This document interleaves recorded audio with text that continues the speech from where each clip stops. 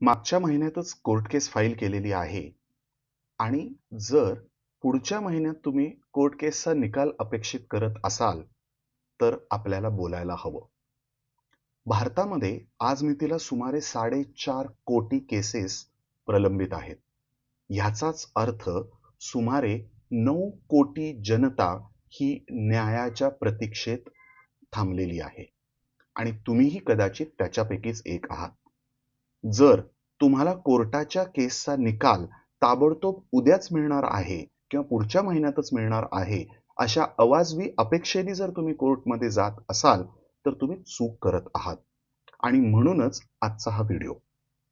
आज मितीला कोर्टामध्ये जो काही वेळ लागतो, त्याच्यामध्ये नेहमी वकीलच कारणीभूत असतात असं नसतं.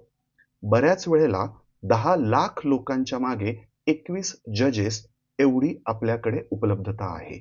आणि अशी जर उपलब्धता असेल, तर तुम्ही स्वतःला प्रश्न विचारा की त्या भाऊगर्दीत नेमका तुमचा निकाल लागायचा कधी? अर्थात याच्यासाठी वेगवेगळे न्यायिक पर्याय आहेत आणि ते पर्यायांचा तुम्ही अवलंब जोपर्यंत करत नाही, जसं लोक अदालत किंवा तडजोडीने कोर्ट केसचा निकाल लावणं किंवा मीडिएशन, तोपर्यंत ह्या सगळ्या प्रक्रियेतनं तुमची सुटका होऊ शकत नाही. आंब्याच्या झाडाचं रोपटं जर का तुम्ही ह्या महिन्यात लावलं, तर पुढच्या महिन्यात जशी तुम्ही अपेक्षा करत नाही की त्याला भरपूर आंब्याची फळं येतील, तसंच कोर्ट केसच्या बाबतीत आहे. अर्थात रिझनेबल टाइम आणि अवाजवी टाइम ह्याच्यामध्ये नक्कीच फरक असतो आणि तो तुम्हाला नीट कळला पाहिजे.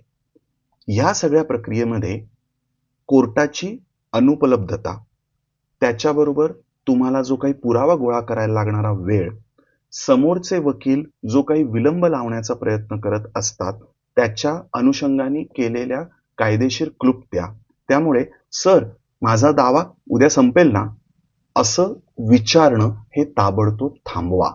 कारण ह्याने कारण नसताना तुमच्या वकिलाच्या पूर्ण कार्यप्रणालीवरती ताण येतो आणि त्याच्यामध्ये तुमच्या कामाच्या बाबतीत वकिलांचा अनुत्साह वाढतो.